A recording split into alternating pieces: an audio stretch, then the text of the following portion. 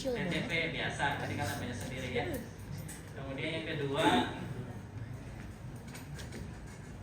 boleh ada yang punya guide ya? Ya. Untuk anemia kita periksa head dulu ya, mulai dari rambut. Setelah kita TTV ya semuanya, kita periksa mulai dari rambut apakah udah dicabut, udah patah, kering ya. Ini baik ya, insyaallah. Jadi nggak anemia. Kemudian kita periksa konjungtivanya, itu ya kan ya. Lihat ke atas ya. Kalau kita periksa konjungtiva tarsalnya, lihat ke atas. Kalau bisa periksa seleranya, boleh satu tangan, lihat ke bawah ya. Oke. Kuning kenari ya. Kemudian kita periksa mulutnya mulai dari luar ya, nggak ada apa-apa. Biasanya dipakai kuning kehijauan kalau ada ya. Backlightnya yang kuning biasanya ya. Kalau yang putih suka jadi cerah ya. positif Ya. Coba buka mulutnya mas ya. Kita mulai nilai mukosa mulutnya, kemudian kita nilai lidahnya, apakah ada papil lidah atrofi, nggak ada ya. Apakah ada kemerahan kayak megaloblastik, tidak juga. Nilai TER juga bisa dari pneumonia yang kita dinaikkan ke atas, tidak ada juga sterik di lidahnya. Kemudian kita nilai heartnya, ini harus pakai stetoskop ya. Ini kita untuk anemia dulu ya. Jadi kita nilai jantungnya. Oh iya, tadi saya lupa bilang kalau untuk jantung itu ada markingnya kalau kita mau mendengar valve-nya ya. Di CS2 parasternal kanan itu kita CS bentuk pulmoner, di bawahnya itu bawahnya ini ya, itu gabungan dari aortik dan pulmoner.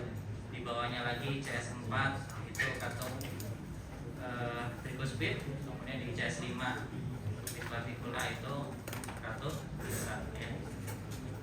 Kalau kita mau mendengarkan apa namanya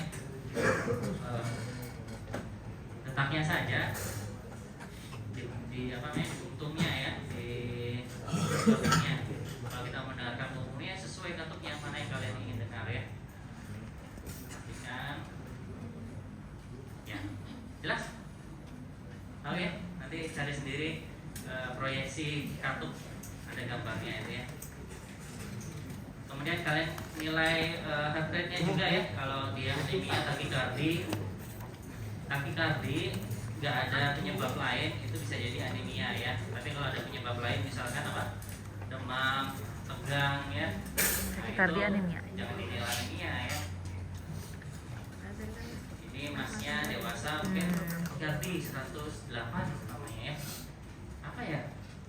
Demam, ada apa? Nggak tegang ya mas? Nggak ya, santai. Ya, anemia ya. Kemudian tadi baru heart rate ya, tapi bisa pakai ini, bisa nadi ya. Kemudian auskultasi, lihat ada umur apakah sudah ya. Kemudian kita periksa tubuhnya. Ada stunel atau ada papilinokia ya. Nggak ada cyanosis juga atau kebiruan, hangat juga kerangnya ya. Kemudian kulitnya secara umum, berarti pasien ini harus bajunya di ini ya, ini baik buka ya, saya lihat secara umum kaki juga lihat nggak ada grace atau hemosiderosis ya. Biasanya yang hemolitik tuh hemosiderosis ya, banyak pemecahan eritrositnya. Kemudian kita nilai normal moderate mungkin hanya tampak dari konjungtiva mukosa nil, sedangkan kalau yang berat bisa mempengaruhi kaliatnya ya. Kemudian apakah disertai limfadenopatis, kami misalnya sudah megali itu untuk mencari anemia disebabkan malignansi ya. Ini sebenarnya terkait ya, nggak bisa dipisah-pisah ya, cuma guide-nya kita membagi antara ini anemia, ini bleeding, ini mah. Jadi memang harus dicari semua. Sekarang untuk bleeding, ternyata umpamanya anemia karena pendarahan. Nah, kita nilai bajunya harus bukan tentunya, kita nilai sumber pendarahan di mana pasien yang ada namanya, ada yang dirasa nggak ada pendarahan yang biasa ada, kita ada bercecah di sini, ada bercecah di sini umpamanya. Gitu. Kalau nggak ada ya kita harus nyari ya, ada pendarahan di telinga apa di gusi ataukah di hidung ataukah BAB hitam atau BAB merah ya. Beda ya. Salah gitu. Purpura peteiki ekimosis hematom epistaxis hidung ya, hematomesis muntah darah. Kalau muntah itu biasanya hitam ya.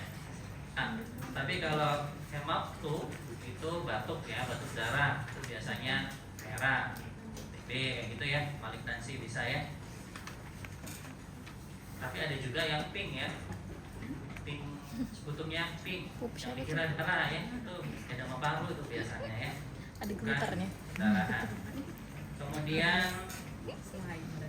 melena, kalau melena hitam, kalau hematokesia itu merah ya, misalkan salah satunya ambien atau wasir ya. Kemudian hematrosis bengkak sendinya, kemudian gum bleeding, darah dari gusi bisa saat sikat gigi atau bisa saat spontan ya.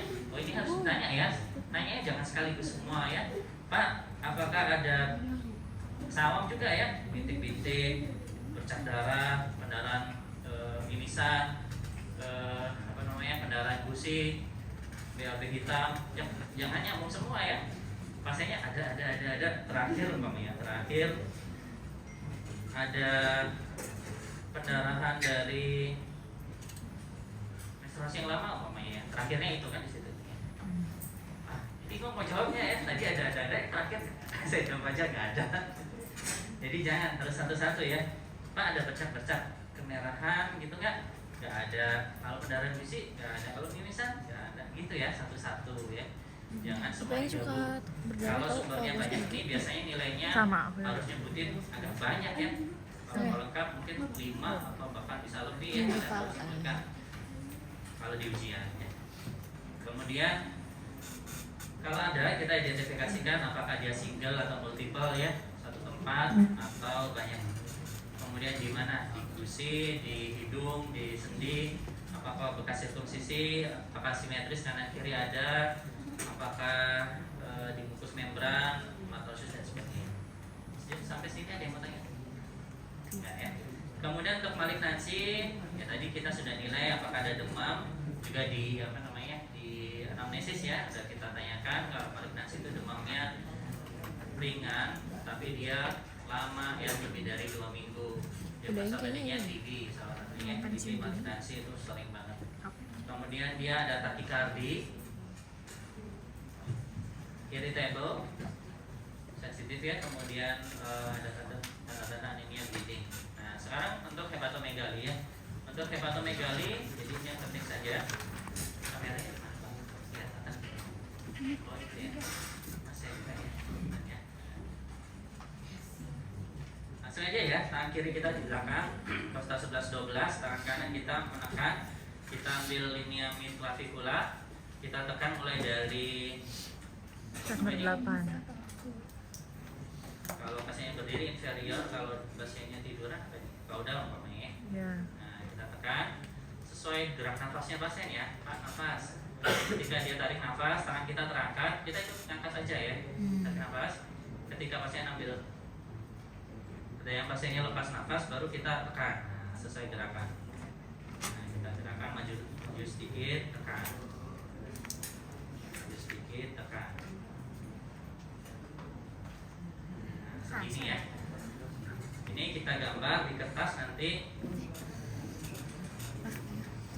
Oke, Oh, tapi kemarin pakai perkusi kalau misalnya pakai hooking. Kalau misalnya dia Metode yang dari bawah. Ya. dia kalau misalnya dia obes. Kemudian ini tadi untuk BAC ya. Kemudian untuk proses sifoideus juga sama, kita tekan dari umbilikus. Cobainnya kalau ada yang teraba, kita kira-kirakan aja ininya. Nanti kita nilai proses sifoideus dan arcus posterior. Jelas?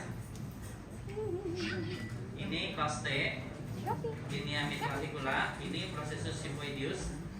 Sifoideus. Tahu kan ya? Sifoideus. Nah, sekarang lihat. Kalau lihat, ini kita ambil tarik garis mulai dari lengkung kostanya ke umbilikus sampai ke sias ya. Kemudian kita raba. Kalau Mas meraba splitnya ya. Kalau livernya sebenarnya nggak terlalu besar nih, sedikit teraba di sini ya. Kalau splitnya teraba di sini ya. Oh, gede sih. Besar. Ini sufnernya. Nah, ini garis sufnernya saya bikin tapi cuma sampai umbilikus ya, nggak cukup. Dan ini liannya teraba di sini, berarti sekitar sufner 4 ya, sampai di Sampai umbilikus ya. umbilikus. Teraba di sini. Ada gambar. Karena kalau kita ragu kita Gede, bisa konfirmasi sampai dengan sufner 4 kondisi mah. ya. Splinnya gede. Heparnya apa? Sampai ke umbilikusnya gede. Agak gede. Gede, sufner 4. Kan sufner 1, 2, 3, 4, mana pun sufner 4. Tidak, livernya Tapi di sedikit sana tadi sebenarnya matanya besar itu, ya. matanya Itu tadi Kuning kenari. standarisasi, aneh livernya ya. juga Quality. besar. Pucat juga sih mas. Splitnya besar Pakai juga. lipin atau tuh? Enam sama kali ini. 15 Ada pertanyaan? Untuk tadi saya sudah hepat dan splenomegalis sekaligus ya. Oh iya, lupa. Kalau teraba livernya kita nanti ini livernya ya tajam, teraba kita pas naik, tekan, pas saya nyambung nafas angkat, nah, tekan, angkat. Kalau tekan nggak ada, kita maju dikit, maju dikit, sampai nah, teraba. mana tuh? Identifikasikan Lihat banget ya. Kelihatan. ujungnya tajam atau tumpul, kenyal atau enggak, keras atau enggak, kemudian berbenjol-benjol atau enggak, gitu ya. Bejol-bejol. Emang ada bejol-bejol? Kalau untuk spleen itu sebenarnya harus mencari visual analisnya ya, tapi saya nggak bisa menemukan ya. Jadi nanti kalau Mau kalian lihat dapat ya, yang bagus operator. konfirmasi spleennya ya. Dan terakhir untuk lymph node ya. Untuk lymph node kan kita geser apa ya? Dari occipital ya. Occipital belakang, postauricular, preauricular, rotis, submandibular, submental. Boleh duduk, boleh tidur ya. Kemudian kita ke anterior triangle dari cervicalnya, posteriornya, sekitaran sternocleidomastoideus ya. Kemudian ke supraclavicular ya. Kalau duduk bentuk aksila ini pas saya ya, angkat tangan kita pegang sini, kita terabanya dengan tangan yang seterusnya. Raba untuk aksila. Kiri ya, Pak. Kalau yang satunya kita pegang dengan tangan Kanannya kiri. angkat, kirinya pegang. Final sudah sampai. Nah, kalau ada kita identifikasikan ukuran, jumlah, penyal, tender, tangan atau enggak, dan seterusnya kalian baca sendiri. Ya. Nah, ya. Yang saya kan Kalau Pak, kita meriksanya aksila sebelah kanan, tangan kanan kita angkat, kiri meriksa. Kalau pasiennya yang periksanya aksila kiri, tangan kiri kita angkat, tangan kanan kita yang megang. kalau nggak ada yang tanya, kalau sudah absen, boleh ke atas. Terima kasih ya. Masih